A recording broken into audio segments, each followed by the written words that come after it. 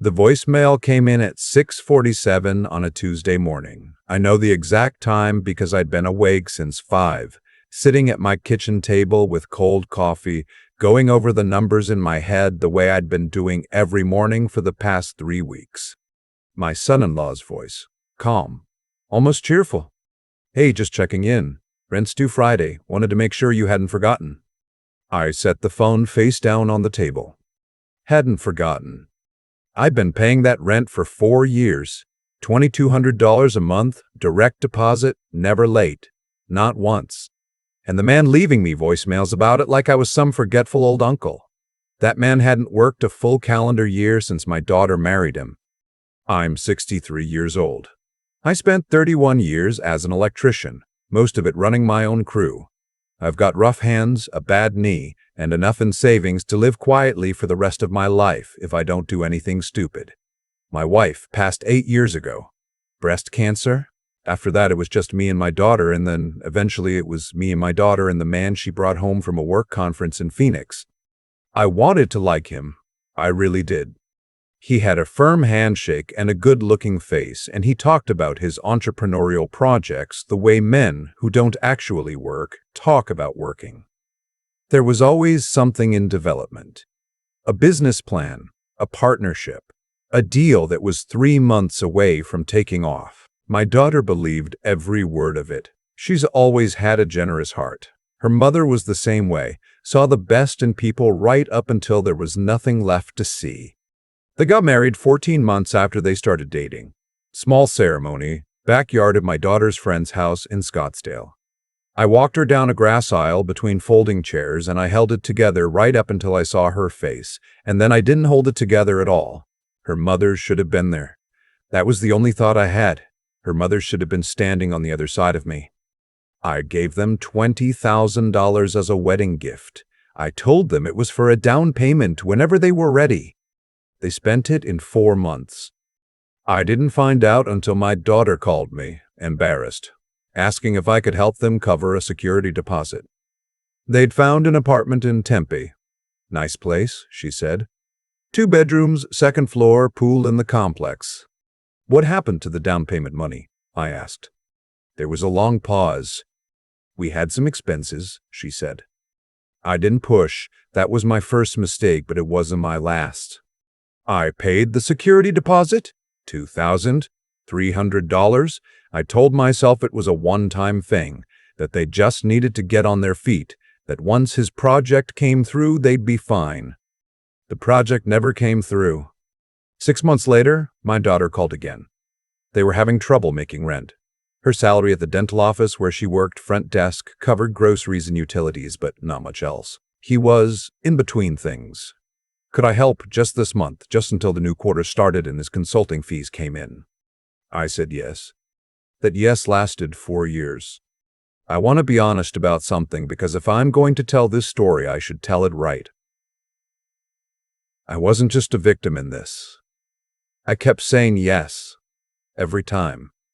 Sometimes before they even finished asking. My daughter is my only child, and I would burn my own house down before I let her struggle. And somewhere along the way, he figured that out. And he started treating my love for her like a resource he could draw from whenever he needed it. $2,200 a month for rent. A new set of tires when the car needed them.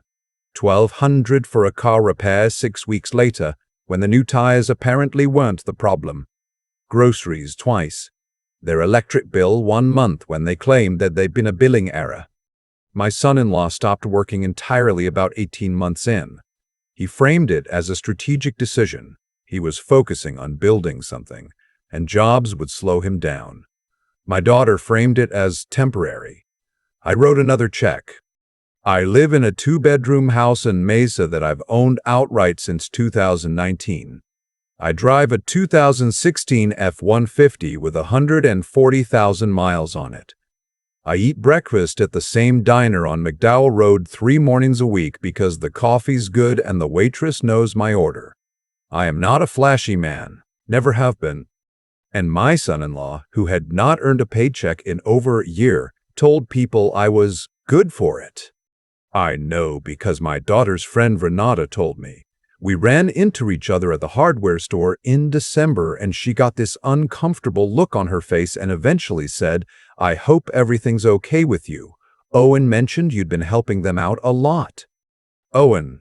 My son-in-law's name is Owen. Renata said it in a tone that told me she knew more than she was letting on. I thanked her and got in my truck and drove home and sat in the driveway for 20 minutes thinking about what helping them out a lot sounded like coming out of his mouth. I wondered if he made it sound generous, like he was doing me a favor by letting me contribute. That was December. By February, I had started to pull back a little. Not stop, I wasn't there yet, but I started asking more questions. What's the plan, Owen? When do you expect the consulting work to pick up? Have you talked to anyone at the union hall? He had answers for everything. Smooth answers. The kind that don't quite respond to the actual question but fill the space where an answer should go. My daughter always backed him up. That part hurt the most, not the money. I worked hard my whole life, and I can afford to be generous, and if the money had gone to something real, I would have given it gladly. What hurt was watching my daughter look me in the eye and tell me things that weren't true. I don't think she knew they weren't true. I think she believed what he told her. I think she had to. March came, the rent voicemail.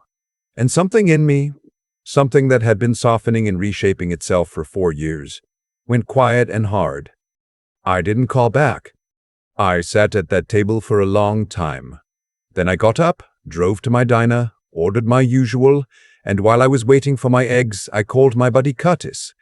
Curtis was an electrician, too, back in the day. Now he does property management for a company in Chandler, and he knows more about tenant law in Arizona than most people who pass the bar. "Curtis," I said, "tell me about the eviction process." He told me. Arizona, for month-to-month tenants, requires a minimum of 30 days written notice to vacate. If they're behind on rent, you can issue a 5-day notice to pay or quit. If they don't pay within 5 days, you can file for an eviction hearing. They were not behind on rent. I had been paying it. "What if I just stop paying?" I asked. "Then they're behind on rent," Curtis said, "and the clock starts." I went home and I called the apartment complex. I spoke to the property manager, a woman named Karen who I'd spoken to a few times over the years when I'd had to call in the payment directly. I told her I would be sending one final payment to cover the current month and that I would not be renewing the arrangement going forward. She was professional about it, asked if I wanted her to notify the tenants. I said I'd handle that myself. Then I sat down and wrote a letter, not an email. A letter on paper, the way my father taught me to do things that mattered. I wrote that I loved my daughter and that nothing would ever change that. I wrote that I had supported her and her husband for 4 years because I believed they were building towards something, and that I no longer believed that, and that I could not, in good conscience, continue funding a life that someone else was choosing not to build for themselves. I wrote that the rent for the current month was paid and that they would need to make their own arrangements for the following month and beyond. I wrote that my door was open to my daughter, always unconditionally, and that I hoped she knew what that meant. I sealed it in an envelope and drove it to the apartment and slid it under the door on a Wednesday afternoon. I didn't knock. My phone started ringing at 8:14 that evening, my son-in-law. I let it go to voicemail. "Hey, got your letter. I think there might be a misunderstanding. Call me back when you get a chance." A misunderstanding. My daughter called 11 minutes later. She was crying. Not the kind of crying that's meant to make you feel guilty. She was genuinely upset, and that was hard to hear because I love her, and her tears have moved me her entire life. She asked if we could talk. I said yes. She asked if she could come over. I said yes. She came alone. That told me something. We sat at my kitchen table, the same table I'd been sitting at that morning with the cold coffee. And she talked for a long time. She talked about how hard Owen was working, about the deals that were close, about how they were getting back on track, about how I didn't understand the kind of work he did because it wasn't like my work. It wasn't something you could see or touch. I listened to all of it. Then I said, "Sweetheart, how much money do you think I've given you in the last 4 years?" She guessed low. She guessed about half. I had a number written on a notepad. I slid it across the table. She looked at it for a long time without saying anything. "I'm not angry," I said. "I want you to understand that. I'm not punishing you. But I spent 31 years getting up before sunrise and coming home after dark and doing a job that hurt my body because I wanted to take care of your mother, and then I wanted to take care of you. And there's a difference between taking care of someone and taking care of someone so that someone else doesn't have to." She was quiet. "If Owen came to me," I said, "and told me he needed help getting started on something real, a trade, a class, a small business loan that he was going to work to pay back, I would help him tomorrow. That offer is on the table. But I won't pay rent for a healthy 34-year-old man to stay home indefinitely. I won't do it." She left without a resolution. I didn't expect one that night. What I didn't expect was what happened 2 weeks later. My son-in-law called again. Different tone this time. Not cheerful, not smooth. Tight. He said he'd talked to a lawyer and that I had a verbal agreement to cover their housing expenses and that there might be grounds for some kind of claim. I want to be honest again, that scared me for about 45 seconds. Then I called Curtis back. Curtis laughed. Not meanly, but sincerely. "A verbal agreement to be generous?" he said. "No, that's not a thing." I called my daughter after that. I told her what her husband had said.